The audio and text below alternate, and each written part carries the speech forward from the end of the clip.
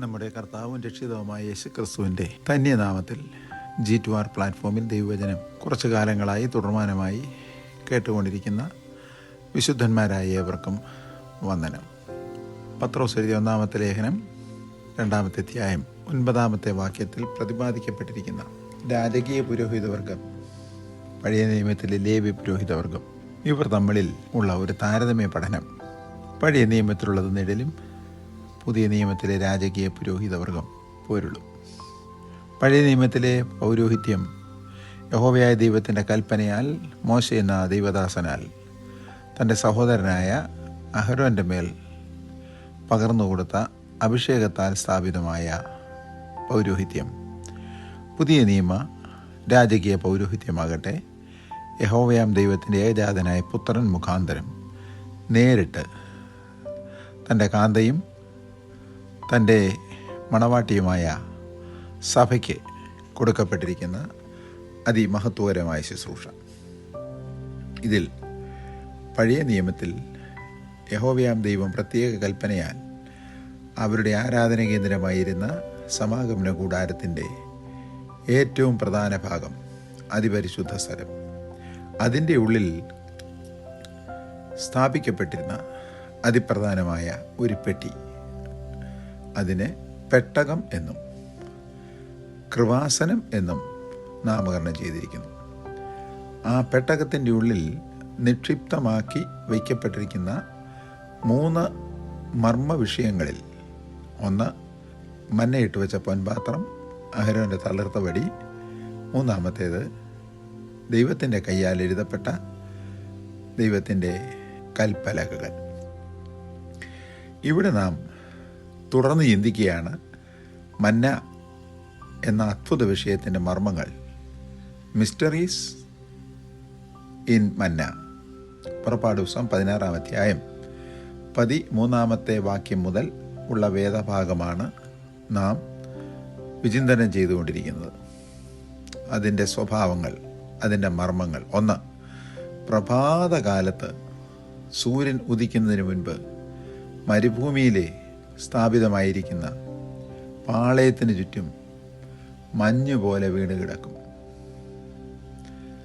2, മഞ്ഞ് മാറിയ ശേഷം മരുഭൂമിയിൽ ഈ മന്ന വീണിടത്ത് എല്ലായിടത്തും ചെതുമ്പലിൻ്റെ മാതിരിയിൽ ഒരു നേരിയ വസ്തു ഉറച്ച മഞ്ഞ് പോലെ നിലത്ത് കിടക്കുന്നു.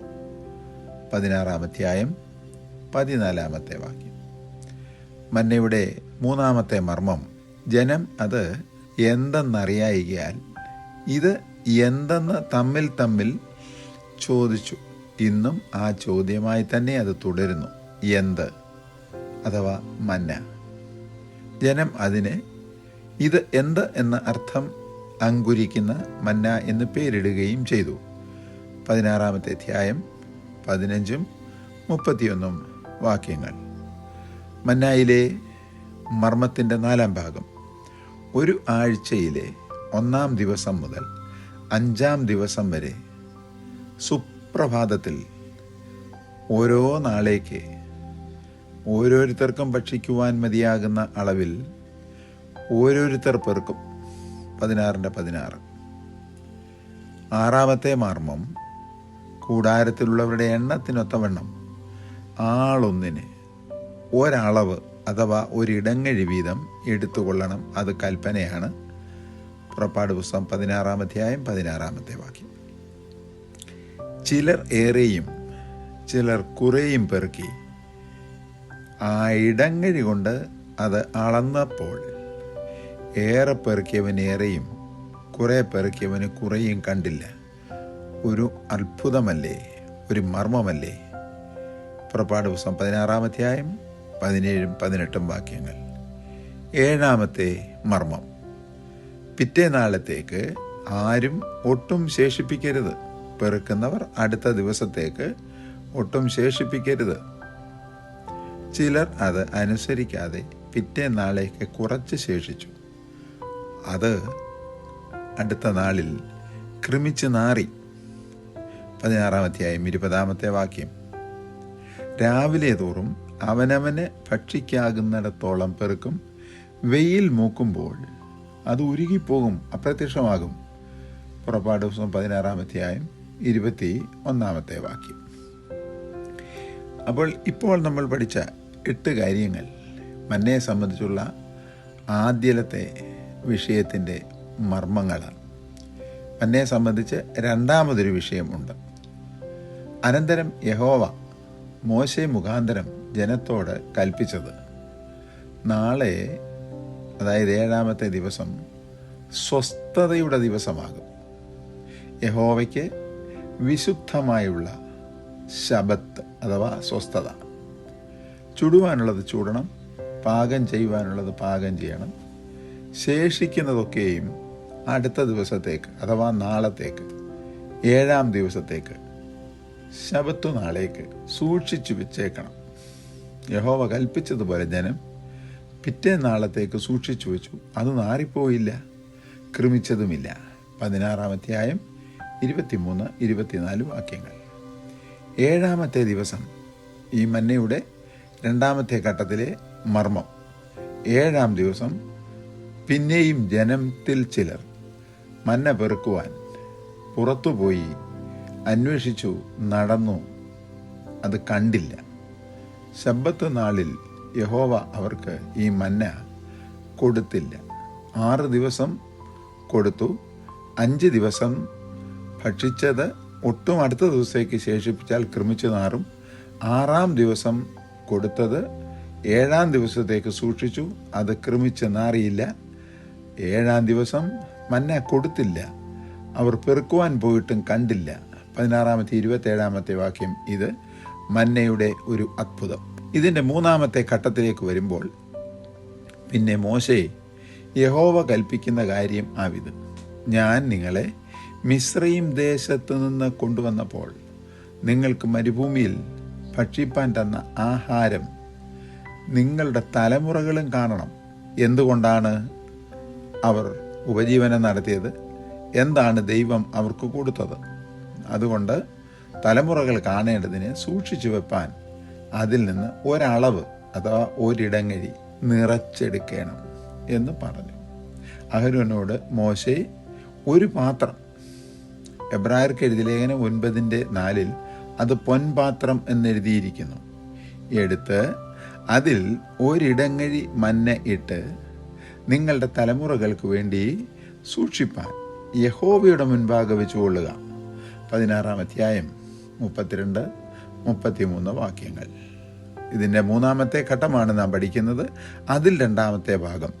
അഹരോൻ യഹോവ തൻ്റെ സഹോദരനായ മോശയോട് കൽപ്പിച്ചതുപോലെ അത് സാക്ഷ്യസന്നിധിയിൽ ഈ അളവ് പാത്രത്തിൽ നിറച്ചെടുത്ത് സൂക്ഷിച്ചു വെച്ചു. 16-ാം അധ്യായം 24-ാമത്തെ വാക്യം. ഇസ്രായേൽ മക്കൾ 3-ാമത്തെ ഭാഗം 40 സംവത്സരങ്ങൾ മന്ന ഭക്ഷിച്ചു. കനാൻ ദേശത്തിൻ്റെ അതിരിങ്കൽ എത്തുവോളം അവർ മന്ന ഭക്ഷിച്ചു. 16-ാം അധ്യായം 36. യോശുവയുടെ പുസ്തകം 5-ാം അധ്യായം 12-ാമത്തെ വാക്യം.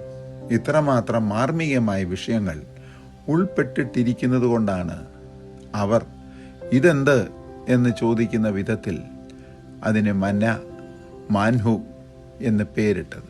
ശ്രദ്ധിക്കുക, 6 ദിവസം പെറുക്കും, അടുത്ത ദിവസത്തേക്ക് വയ്ക്കരുത്, വെച്ചാൽ അത് കൃമിച്ചു നാറും.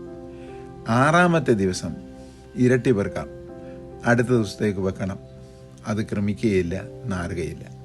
എന്നാൽ മന്ന കൊടുക്കപ്പെട്ട തലമുറകൾക്ക് വേണ്ടി യഹോവയുടെ സന്നിധിയിൽ സൂക്ഷിക്കുന്നത് എത്ര വർഷങ്ങളായാലും കേടുകൂടാതിരിക്കുന്നു. ഇതെന്ത് എന്ന് അർത്ഥം വരുന്ന വിധത്തിൽ ഇസ്രയേൽ ജനങ്ങൾ അതിന് പേരിട്ടത് മാൻഹു. അടുത്ത വിഷയം മന്നയും അത്ഭുതങ്ങളും. ഒരു ആഴ്ചയിൽ 5 ദിവസങ്ങളും രാവിലെ തോറും അത് പെറുക്കണം. അത് ചെതുമ്പൽ പോലെ നേർമയുള്ളതാണ്. 3-ാമത് അത് പെറുക്കി തിരികല്ലിൽ പൊടിച്ചിട്ടോ ഉരലിൽ ഇടിച്ചിട്ടോ പാറയിൽ നിന്നുള്ള വെള്ളത്തിൽ കുഴച്ച് കലത്തിൽ പുഴുങ്ങി അപ്പം ഉണ്ടാക്കും. സംഖ്യാപുസ്തകം 11-ാം അധ്യായം 7-ാമത്തെ വാക്യം. നേർമയുള്ളതാണ്, പക്ഷേ അതങ്ങനെ തന്നെ അപ്പം ഉണ്ടാക്കുവാൻ കഴിയുകയില്ല. ഉരുളിൽ ഇടിക്കണം, അല്ലെങ്കിൽ തിരികല്ലിൽ പൊടിക്കണം. അതും ഒരത്ഭുതമല്ലേ? അത് നോക്കുക, അതിൻ്റെ വലിപ്പം, കൊത്തമ്പാലരിയുടെ വലിപ്പം, ഗുൽഗുലുവിൻ്റെ നിറം ഉള്ളതും. സംഖ്യാപുസ്തകം 16-ാം അധ്യായം 7-ാമത്തെ വാക്യം.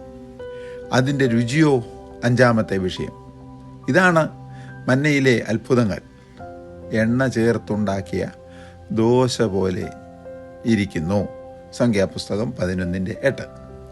അത് രാത്രി പാളയത്തിൽ മഞ്ഞു പൊഴിയുമ്പോൾ പൊഴിയും. സംഖ്യാപുസ്തകം 11:9.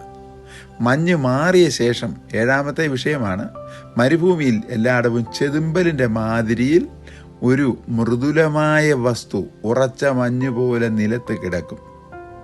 ഈ അത്ഭുത വസ്തുവിനെ കണ്ട് അതെന്തെന്ന് അറിയായികയാൽ അവർ തമ്മിൽ അയ്യോ, ഇതെന്ത് എന്ന് ചോദിച്ചു. ഇതാണ് മന്ന എന്ന പദത്തിൻ്റെ അർത്ഥം. അങ്ങനെ ആ വസ്തുവിന് ആ പേരായി മന്ന. പുറപ്പാട് പുസ്തകം 16-ാം അധ്യായം 14-15 വാക്യങ്ങൾ. 6-ാമത്തെ ദിവസം, 8-ാമത്തെ വിഷയമാണ്, 6-ാമത്തെ ദിവസം പെറുക്കുന്നത് ക്രമിക്കുകയോ നാറുകയോ ചെയ്യാതെ, രുചിഭേദം വരാതെ, പഴക്കം തോന്നാതെ, പുതുമയോടുകൂടി 7-ാം ദിവസവും കേടുകൂടാതെ ഇരിക്കുന്നു. 1-ാം ദിവസം പെറുക്കിയത് 2-ാം ദിവസം സൂക്ഷിച്ചാൽ ക്രമിച്ചു നാറുന്നു. 6-ാം ദിവസം പെറുക്കിയത് 7-ാം ദിവസത്തേക്ക് സൂക്ഷിച്ചാൽ കേടുകൂടാതെ ഇരിക്കുന്നു. പുറപ്പാട് പുസ്തകം 16:27. ഇതേ സാധനം ഒരിടങ്ങഴി പാത്രത്തിൽ നിറച്ച് തലമുറകൾക്ക് വേണ്ടി, ആ പാത്രം എന്താണെന്ന് എബ്രായർ 9:4 കണ്ടു, പൊൻപാത്രത്തിൽ നിറച്ച് യഹോവയുടെ സാക്ഷ്യസന്നിധിയിൽ ആരംഭത്തിലും പിന്നീട് പെട്ടകത്തിലും വെച്ചു. പുറപ്പാട് പുസ്തകം, കാരണം ആ പെട്ടകം നാളുകൾ കഴിഞ്ഞാണല്ലോ പണിതത്. ആദ്യ ദിവസങ്ങളിൽ പെട്ടകം പണിയുന്നിടം വരെ യഹോവയുടെ സന്നിധിയിലും പെട്ടകം പണിത് കഴിഞ്ഞപ്പോൾ അതിൻ്റെ ഉള്ളിലും വെച്ചു.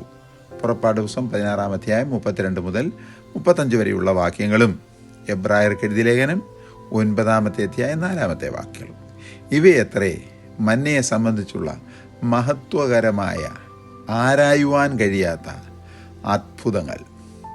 അടുത്തത്, മന്നയും വേദപുസ്തകവും തമ്മിൽ ഉള്ള പരാമർശങ്ങൾ. എവിടെയാണ്, ഏതെല്ലാം ഭാഗങ്ങളാണ് മന്നയെ സംബന്ധിച്ച് പരാമർശിക്കപ്പെട്ടിട്ടുള്ളത്? 1. മന്ന, വാക്കിൻ്റെ അർത്ഥം ഇതെന്ത്? പുറപ്പാട് ദിവസം 16:15-31 വാക്യങ്ങൾ. 2. മന്ന, തലമുറകൾക്ക് വേണ്ടി പെട്ടകത്തിനുള്ളിൽ സൂക്ഷിക്കണം. പുറപ്പാട് പുസ്തകം 16:32. ഇപ്പോൾ നാം വിചിന്തനം ചെയ്യുന്ന വിഷയം വേദപുസ്തകത്തിൽ എവിടെല്ലാം മന്നയെക്കുറിച്ച് പരാമർശിക്കപ്പെട്ടിട്ടുണ്ട് എന്നുള്ളതാണ്. 3-ാമത്തെ വിഷയം, ഇപ്പോഴോ ഞങ്ങളുടെ പ്രാണൻ പൊരിഞ്ഞിരിക്കുന്നു, ഈ മന്ന അല്ലാതെ ഒന്നും കാണുവാനില്ല എന്ന് പറഞ്ഞു ജനങ്ങൾ. മന്നയോ കൊത്തമ്പാലരി പോലെയും അതിൻ്റെ നിറം ഗുൽഗുലുവിൻ്റേതുപോലെയും ആയിരുന്നു. സംഖ്യാപുസ്തകം 11-ാം അധ്യായം 6-7 വാക്യങ്ങൾ. 4. രാത്രി പാളയത്തിൽ മഞ്ഞു പൊഴിയുമ്പോൾ മന്നയും അതോടുകൂടെ ചേർന്ന് പൊഴിയും. സംഖ്യാപുസ്തകം 11-ാം അധ്യായം 9-ാമത്തെ വാക്യം. 5. യഹോവ നിന്നെ താഴ്ത്തുവാനും തൻ്റെ കൽപ്പനകൾ പ്രമാണിക്കുമോ ഇല്ലയോ എന്ന് നിന്നെ പരീക്ഷിച്ച് നിന്റെ ഹൃദയത്തിൽ ഇരിക്കുന്നത് അറിയുവാനുമായി ദൈവം നിന്നെ ഈ 40 സംവത്സരം മരുഭൂമിയിൽ നടത്തിയ വിധമൊക്കെയും നീ ഓർക്കണം.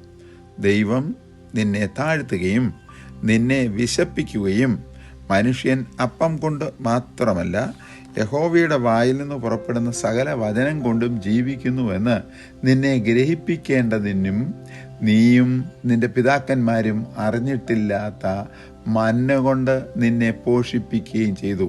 ആവർത്തന പുസ്തകം 8:2-3. 6. ഈ മന്നയെ സംബന്ധിച്ചുള്ള വിഷയം, പിൽക്കാലത്ത് നിനക്ക് നന്മ ചെയ്യേണ്ടതിനെ മരുഭൂമിയിൽ നിന്നെ നിന്റെ പിതാക്കന്മാർ അറിയാത്ത മന്ന കൊണ്ട് പോഷിപ്പിക്കുകയും ചെയ്ത നിന്റെ ദൈവമായ യഹോവയെ നീ മറന്നു. ആവർത്തന പുസ്തകം 8:16. 7-ാമത്തെ കാര്യം, ഇസ്രായേൽ ജനം വാഗ്ദത്തദേശത്തെത്തി അവിടുത്തെ വിളവ് അനുഭവിച്ചതിൻ്റെ പിറ്റേ ദിവസം മന്ന നിന്നുപോയി. ഇസ്രായേൽ മക്കൾക്ക് പിന്നെ മന്ന കിട്ടിയില്ല. ആകയാൽ ആ ആണ്ട് അവർ കനാൻ ദേശത്തെ വിളവ് കൊണ്ട് ഉപജീവിച്ചു. യോശുവയുടെ പുസ്തകം 5:12. എട്ടാമത് പരാമർശിക്കപ്പെട്ടിരിക്കുന്ന ഭാഗം നോക്കുക. അവരെ ഉപദേശിക്കേണ്ടതിന് ദൈവം തൻ്റെ നല്ല ആത്മാവിനെ കൊടുത്തു. അവരുടെ കൊറ്റിന് മുട്ടുവരാതെ വണ്ണം മന്നയും അവരുടെ ദാഹത്തിന് വെള്ളത്തെയും കൊടുത്തു. നെഹമ്യാവിൻ്റെ പുസ്തകം 9-ാം അധ്യായം 20-ാമത്തെ വാക്യം. വർഷങ്ങൾ അനവധി കഴിഞ്ഞ ശേഷം നെഹമ്യാവ് മന്നയെക്കുറിച്ച് പറഞ്ഞ വാക്യമാണത്. 9-ാമത് അവർക്ക് തിന്മാൻ മന്ന വർഷിപ്പിച്ചു. സ്വർഗീയ ധാന്യം അവർക്ക് കൊടുത്തു. മനുഷ്യൻ ശക്തിമാന്മാരുടെ അപ്പം തിന്നു. അവൻ അവർക്ക് തൃപ്തിയാകുമെണ്ണം ആഹാരം അയച്ചു. 78-ാമത്തെ സങ്കീർത്തനം 24-25 വാക്യങ്ങൾ. 10-ാമത് നമ്മുടെ പിതാക്കന്മാർ മരുഭൂമിയിൽ മന്ന തിന്നു. അവർക്ക് തിന്നുവാൻ സ്വർഗത്തിൽ നിന്നുള്ള അപ്പം കൊടുത്തു. ഇസ്രായേൽ ജനങ്ങളുടെ നടുവിൽ കർത്താവ് ശുശ്രൂഷിച്ചപ്പോൾ ന്യായശാസ്ത്രിമാരും പരീശന്മാരും ഉൾപ്പെട്ട യഹൂദാജനം കർത്താവിനോട് പറഞ്ഞ പദമാണ് ഇവിടെ കാണുന്നത്. യോഹന്നാൻ 6:31. നിങ്ങളുടെ പിതാക്കന്മാർ മരുഭൂമിയിൽ മന്ന തിന്നിട്ടും മരിച്ചു. ഇതോ തിന്നുന്നവൻ മരിക്കാതിരിക്കേണ്ടതിന് സ്വർഗത്തിൽ നിന്നിറങ്ങി വന്ന അപ്പം ആകുന്നു. കർത്താവായ യേശുക്രിസ്തു മുകളിൽ 6:31 പറഞ്ഞ പദത്തിൻ്റെ പ്രത്യുത്തരമായി യഹൂദന്മാരോട് പറഞ്ഞതാണ്. യോഹന്നാന്റെ സുവിശേഷം 6-ാമത്തെ അധ്യായം 49-50 വാക്യങ്ങൾ.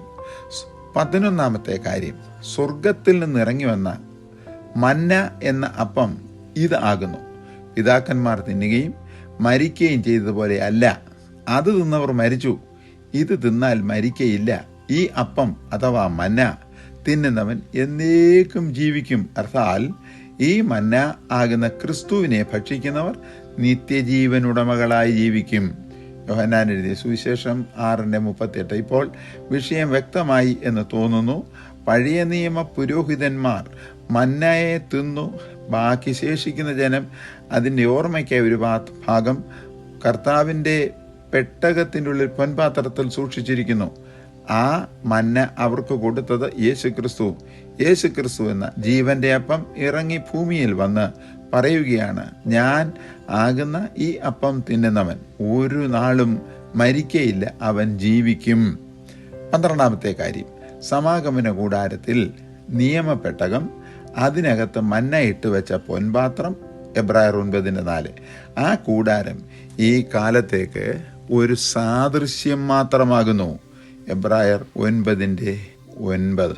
അപ്പോൾ ഇതുവരെ നാം പഠിച്ചുകൊണ്ടിരിക്കുന്ന വിഷയം സമാഗമന കൂടാരം, അതിനകത്തെ ഉപകരണങ്ങൾ, അതിനകത്ത് വയ്ക്കപ്പെട്ടതായ എല്ലാ വസ്തുക്കളും, എല്ലാ സാധനങ്ങളും, പെട്ടകത്തിനകത്ത് വയ്ക്കപ്പെട്ട തളിർത്തവടി, പൊൻപാത്രത്തിലെ മന്ന, കൽപ്പലകകളിൽ എഴുതപ്പെട്ട പ്രമാണം എല്ലാം നിഴൽ മാത്രമായിരുന്നു. പൊരുളിനെക്കുറിച്ച് തുടർന്ന് നമുക്ക് പഠിപ്പാൻ നമ്മുടെ ഹൃദയം ദൈവത്തിൻ്റെ ആത്മാവ് പ്രകാശിപ്പിക്കുമാറാകട്ടെ എന്ന് പ്രാർത്ഥനയോടുകൂടെ ഈ ക്ലാസ്സും ദൈവസന്നിധിയിൽ സമർപ്പിക്കുന്നു. പരിശുദ്ധ പിതാവേ, കേൾവിക്കാരായ ദേവദാസീദാസന്മാരെല്ലാവരെയും അളവില്ലാതെ വണ്ണം വചനത്തിൻ്റെ സമ്പുഷ്ടതയാൽ ഈ മരുഭൂമിയിൽ ആയിരുന്ന ജനം മന്ന തിന്നുവെങ്കിൽ ഞങ്ങൾ ക്രിസ്തുവിൽ വിശ്വസിച്ചുകൊണ്ട് ആ ജീവമന്ന ഭക്ഷിച്ച് നാൾ തോറും ജീവിപ്പാൻ, നിത്യജീവനുടമകളായി തീരുവാൻ ഞങ്ങൾക്ക് കൃപയും ശക്തിയും ബുദ്ധിയും ആരോഗ്യവും തന്നു വഴി നടത്തും. എല്ലാവരെയും അങ്ങയുടെ ബലമുള്ള കൈകളിൽ